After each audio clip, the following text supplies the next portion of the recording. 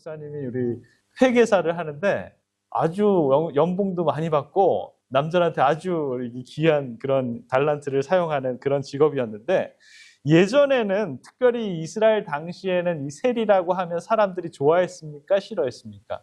별로 좋아하지 않았습니다. 왜냐하면 이스라엘 백성들에게 세금을 뜯어가지고 누구한테 주는 거예요? 로마한테 주는데, 적당한 세금을 뜯는 것이 아니라 2배, 3배로 많이 뜯어서 조금은 로마에게 주고 나머지는 자기가 인마에 포켓하는, 그러한 것이죠. 그 당시에는 매국노 취급을 당했습니다. 그래서 동족의 피를 빨아먹는 사람이 바로 이 누구예요? 세리였죠. 자, 그래서 율법상으로 부정한 자였고요. 그 사람들은 특별히 성전 출입하는 것을 막았습니다. 왜냐하면 부정하다라고 생각을 했기 때문에. 그래서 이 공동체에서 버려진 사람들이 바로 이런 이 세리였습니다. 사람들이, 그 동네 사람들이 세리 마태라는 이름을 들으면 사람들은 어때요? 고개를 절레절레 이렇게 흔드는 그러한 사람들입니다. 우리 시대의 말로 표현하자면, 쟤는 끝났어. 제 인생은 망했어. 변할 가능성이 없고 버려야 되는 사람이야 라고 생각하는 그러한 사람이 바로 세리 마태였습니다. 그는 사람들에게 버려진 악보였습니다. 누가 다시 보려고 하지 않았고 누가 다시 작곡할 생각도 하지 않은 그러한 사람이었습니다. 그날도 마태는 이 세관 창고 앞에서 홀로 앉아서 사람들의 세금을 걷고 있었습니다. 사람들이 던지고 간 말에 마음속에 상처가 베어서 괴로워하고 있는 그의 마음이었습니다. 마태는 아마 생각했을지도 몰라요. 나는 이제 끝났어. 내가 다시 시작할 수 있을까? 내 인생은 찢어진 악보 같은데 누가 이런 나를 다시 펼쳐보겠어. 마태는 그렇게 스스로에게 말하면서 포기의 숨을 깊게 쉬고 있었습니다. 하지만 그 순간 누가 지나갔냐면, 기가 막히게도 누가 지나가고 있었어요? 예수님이 지나가고 있었습니다. 마태복음 9장 9절에 보면 예수께서 그곳을 떠나 지나가시다가 마태라는 사람이 세간에 앉은 것을 보시고 이르시되 나를 따르라 하시니 일어나 따르니라 라고 이렇게 얘기합니다. 자, 오늘 이 마태복음 9장 9절, 우리가 이제 성경을 읽을 때 예수님께서 그곳을 지나가다가 누구를 만났어요? 세리 마태를 봤구나. 근데 마태한테 뭐라 그랬어요? 따라와. 그러니까 마태가 따라와가지고 예수님을 따라간 이야기예요.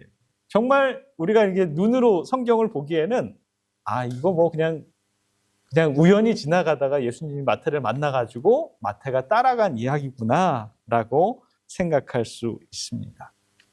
그런데 이 부분을 자세히 살펴보면 예수께서 그곳을 떠나 지나가시다가, 이 헬라어로 제가 친절하게 이 한국말로 써놨어요. 뭐라고요? 지나가시다가 뭐라고 써 있어요? 파라곤. 파라곤이라는 단어를 썼습니다. 자, 이 지나가셨는데 이 파라곤이라는 단어는 그냥 우연히 스쳐 지나가는 것이 아니에요. 마리에타에 살다가 이제 저희 집에 메이플톤인데, 메이플톤에 가기 위해서 이제 차를 타고 이렇게 가다가 이 차가 그냥 낯선 차를 이렇게 딱 스쳐 지나가는 것처럼 전혀 인연이 없고 이렇게 지나가는 그런 것이 아니었습니다. 이 지나가다라는 이 파라고는요, 파라와 에고가 이제 섞여서 있는 단어인데, 곁에, 옆으로, 에고는 이끌다, 데려가다, 인도하다라는 그러한 뜻을 사용합니다. 그래서 곁으로 이끌며 지나가다라고 하는데, 이거는 그냥 지나가는 것이 아니라 이 지나가는 사람의 뭐가 담겨 있는 거예요? 의지가 담겨 있습니다. 의도를 가지고 가까이 오는 것을 말합니다. 단순한 이동이 아니라 관계가 발생하는 그러한 이동이었다라는 것입니다. 사랑하는 성도 여러분, 예수님은 그날 마태를 그냥 지나갈 수도 있었습니다. 예수님은 바쁘셨고 할 일도 많으셨고요. 굳이 이 세리 하나를 위해서 멈추실 이유가 없던 분이었습니다. 그런데 성경은 굳이 다른 단어, 그냥 지나가다라는 단어 대신에 이 파라곤이라는 이 단어를 썼는데, 이것은 예수님이 그냥 지나가셔도 될 인생 앞에 일부러 멈춰 섰다라는 것을 말합니다. 여러분, 은혜란 뭘까요? 자, 우리는 은혜를 뭐라고 생각하냐면 우리가 하나님을 향해서 다가가는 것, 그래서 열심히 말씀을 보고 기도를 하고 해가지고 내 영성이 막 커져가지고 주님이 나를 좀 바라보지 않을까라는 걸 은혜로 잘못 착각을 합니다. 우리가 막 준비가 돼가지고 이 정도면 내가 장로가 되고 집사가 되고 해가지고 내가 좀 만날 수 있는 그런 신분이 레벨이 돼야지 만나는 걸 우리가 은혜라고 착각을 할 수 있다라는 것입니다. 그러나 진정한 은혜란 우리가 아니라 하나님이신 분이 그냥 지나가지 않는 사건이 바로 은혜인 것입니다.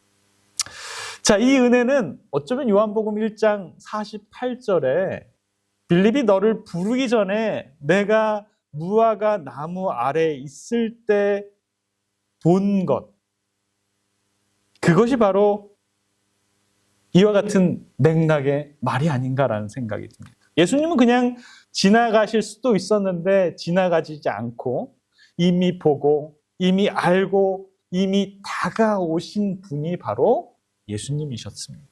사랑하는 성도 여러분, 오늘 우리가 이 자리에 앉아있는 이유는 우리가 하나님을 붙잡아서가 아닙니다. 우리가 포기하지 않고 그래, 오늘이면 내일이면 내가 좀 더 성장해서 하나님의 은혜를 받을 수 있겠지? 그게 아니다라는 것입니다. 은혜란 주님이 우리의 인생을 그냥 지나치지 않았기 때문에 우리가 이 자리에 있을 수 있는 것, 그 자체가 은혜인 것입니다. 버려진 악보는 사람들이 지나쳐가는 이 종이입니다. 그러나 예수님은 그 악보 앞에서 그냥 지나치지 않으시고 그분은 멈췄습니다. 그리고 그 악보를 펼치시고 그 악보를 다시 작곡하기 시작하셨습니다. 파라곤이란 하나님이 우리의 인생을 스쳐 지나가지 않으셨고 그분이 멈춰서서 우리를 다시 재창조하는 그 과정이 바로 은혜인 것입니다. 오늘 저와 여러분들이 이 구원을 받은 이유는 우리가 그분을 붙잡았기 때문이 아니라 주님이 우리를 그냥 지나가시지 않았기 때문이 바로 은혜인 것입니다. 여러분 은혜 받으셨습니까? 그것이 바로 은혜다라는 것입니다. 자, 마태복음 9장 9절에 보면 두 가지 동사가 나옵니다. 예수께서 그곳을 떠나 지나가시다가 파라곤, 마테라 하는 사람이 세간에 앉아있는 것을 어떻게 했어요? 보았습니다. 보다라는 단어를 제가 써놔야 되는데 까먹어서 에이온이라는 단어를 썼는데요. 보다, 이 보시다. 아이든이라는 단어인데 이 보다라는 이 동사는 그냥 이렇게 어떤 사물을 보는 것이 아닙니다. 이게 이제 시제가 부정가고로 되어 있는, 에어리스트라고 되어 있는데 헬라어 시간에 이걸 무수하게 배웠는데 이거는 그냥 이렇게 보는, 우리가 이제 시각적으로 보는, 이게 맛있게 보인다, 이뻐 보인다, 그게 아니라요. 그 의미 안에는 어떤 결정적인 행위 자체가 들어있습니다. 보고 있는 행위가 결정적인 행위다라는 것입니다. 온전한 행위인 것이에요. 한순간에 딱 그것을 보고 인식을 하고 결정을 했다라는 거예요. 누가요? 예수님. 이 마태를 보고 있는 이 마태 자체를 그냥 외모를 본 것이 아니라 이 마태의 마음을 살피고 있었다라는 것입니다. 세리 마태의 정체를 알아보고 그 사람의 본질을 파악했다라는 뜻입니다. 자, 사람들은 마태를 뭐라고 보냐면 세리라고 봅니다. 매국노라고 봅니다. 이미 끝난 인생이라고 보고 버려진 악보라고 봅니다.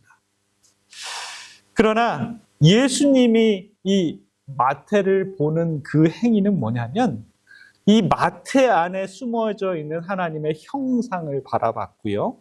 사도가 될 가능성을 바라봤고요.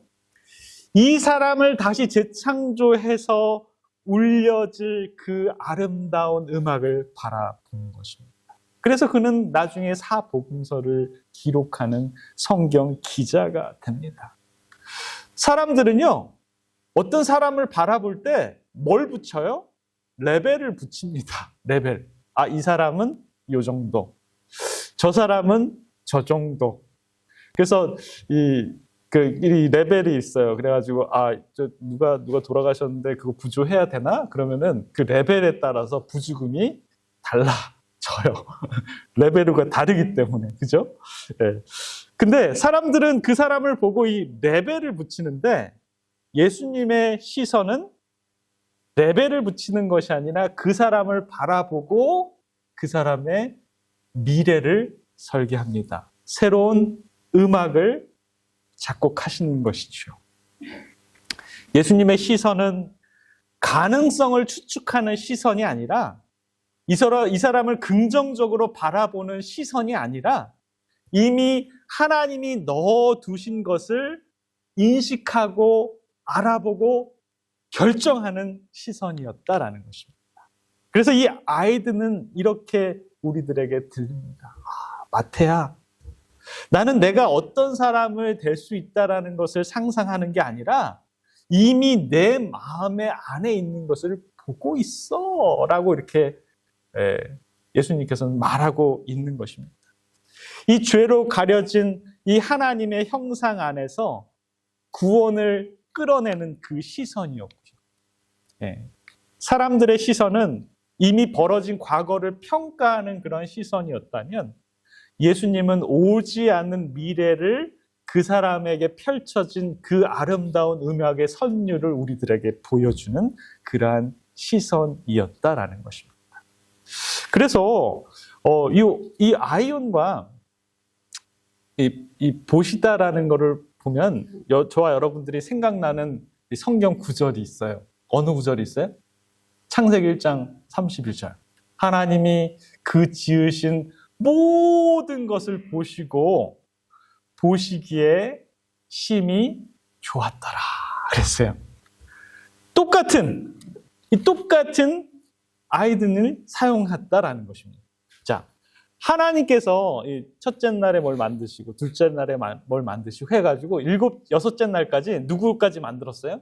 사람까지 만드시고 봤어요. 보니까 좋아요, 안 좋아요? 보니까 아주 좋은 거예요. 아주 좋은 거예요. 이 창조의 역사를 통해서 하나님께서 이 없는 질서가 새로 생기는 그 창조를 통해서 보시니까 너무 좋았다라는 그런 얘기를 합니다.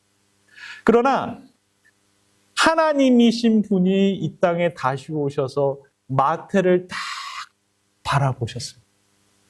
이걸 보시고 이 마태 안에 있는 새로운 것들을 재창조하시는 거예요. 그래서 깨진 질서가 새롭게 회복되는 그 회복의 질서를 보는 것이 예수님의 시각이었다라는 것입니다. 그래서 시대의 소망 273페이지는 이렇게 얘기합니다.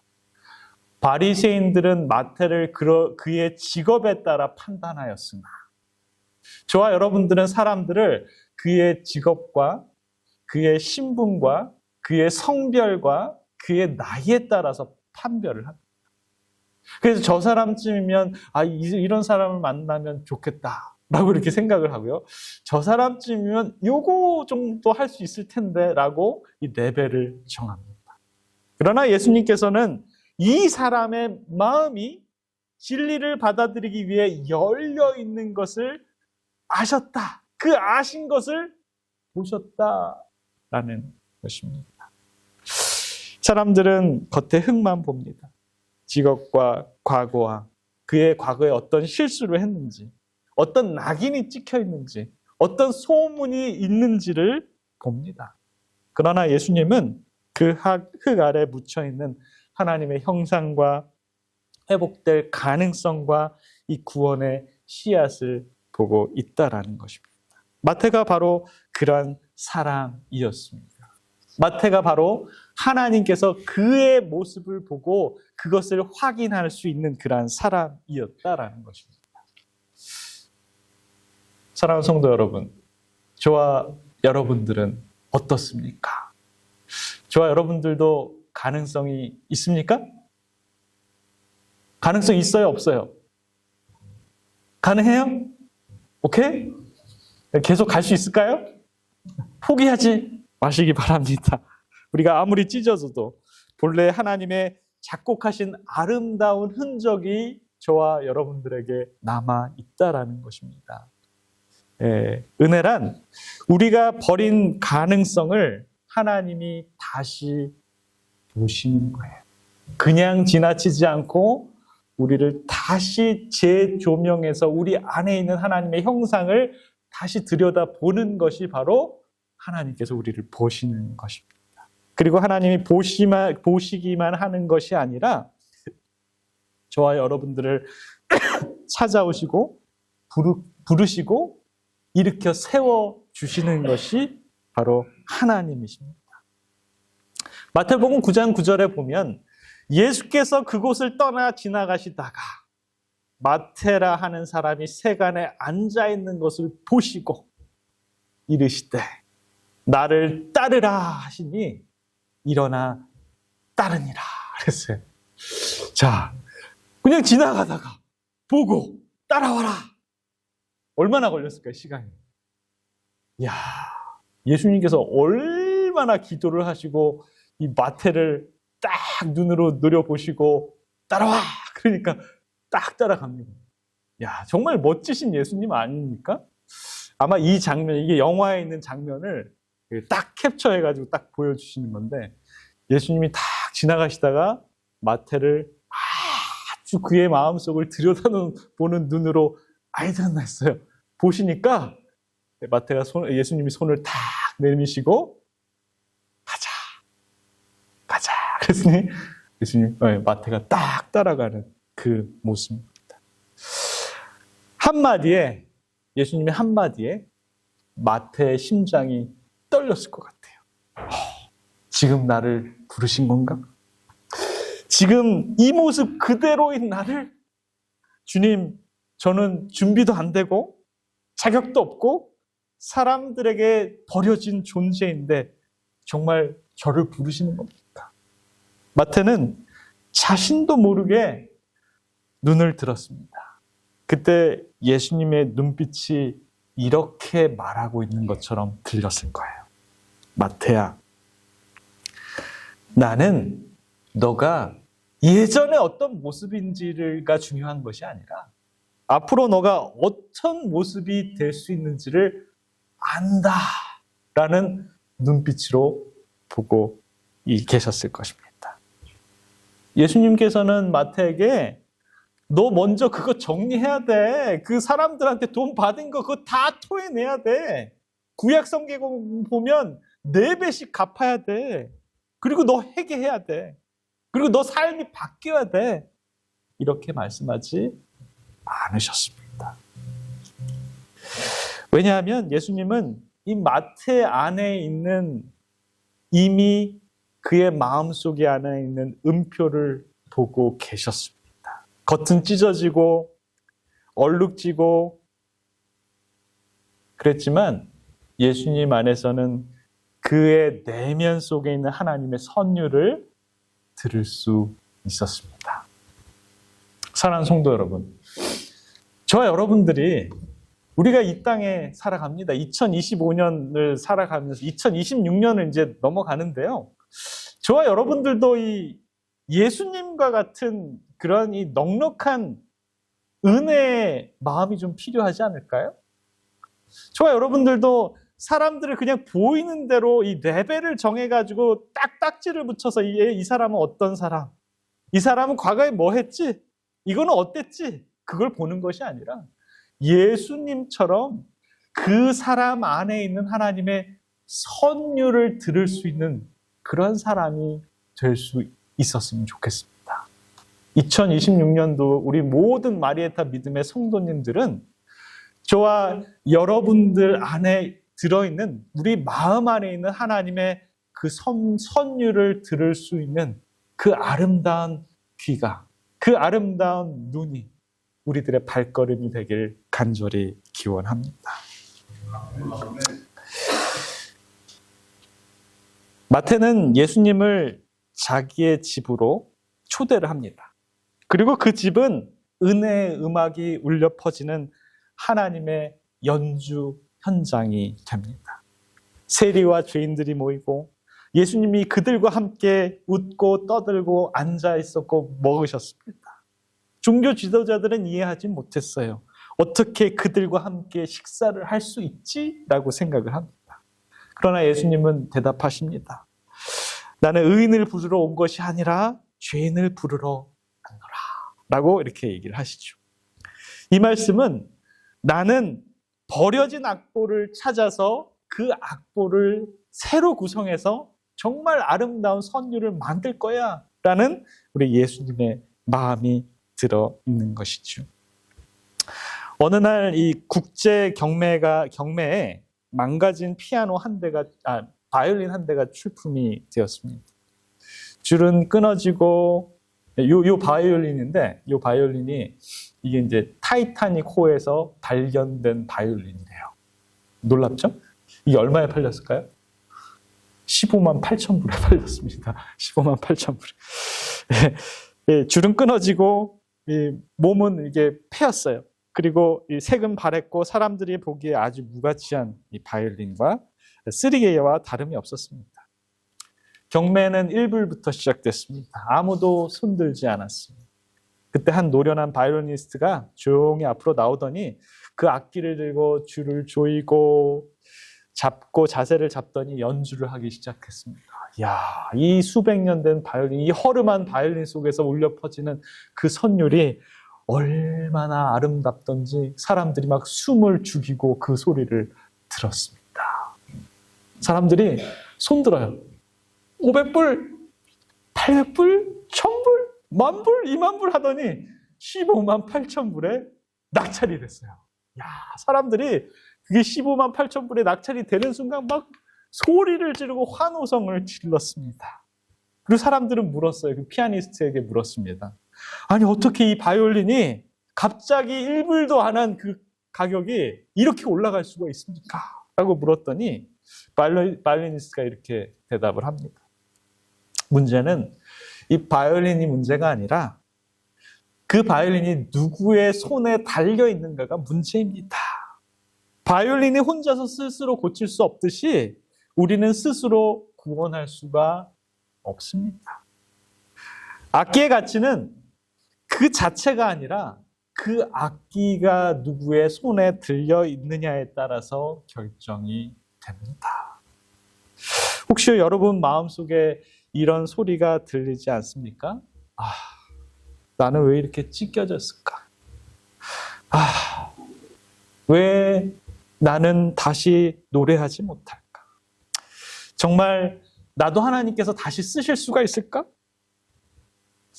오늘 주님이 여러분들의 내면의 대답을 하십니다. 너희들이 내 손에 붙어 있으면 내가 다시 너희들을 연주해 줄 거야.